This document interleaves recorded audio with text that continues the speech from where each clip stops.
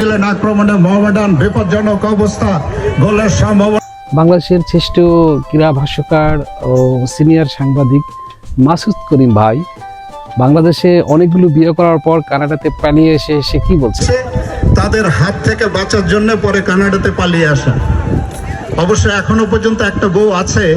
তো আজকে ওই দিন আমি ওনাদেরকে বলেছিলাম যে কখন কোথায় বিয়ে করেছিলাম সেটিও আপনাদের জানা দরকার। কালাইয়া, সেই বউটা চলে গেল পালাইয়া। মাইয়া একটা ফালাইয়া, নাম ছিল সুমাইয়া, থাকতো শুধু ঘুমাইয়া। এরপরে বিয়ে করলাম বাগেরহাটের পামেলা, করতো খালি ঝামেলা। কিনে দিলাম নোকিয়া, সেটা দিয়ে করতো পরকিয়া।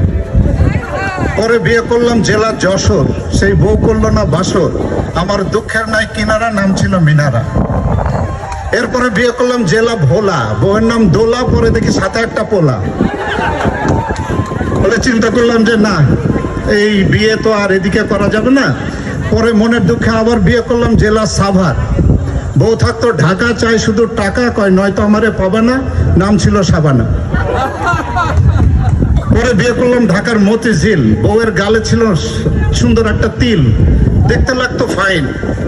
করে শুধু শপিং, কেনে শুধু পাউডার স্নো, আমার কথা শোনে না কোনো।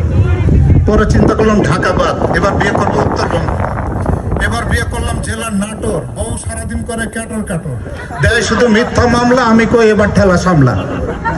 পরে ওখান থেকে ভয়ে পালিয়ে এসে বিয়ে করলাম সাতক্ষীরা, বউ ছিল একেবারে পরিমণির, নাম তার পাখি, সুন্দর তার আঁখি, কিন্তু সেও যখন দিল ফাঁকি আমার মরণই বাকি।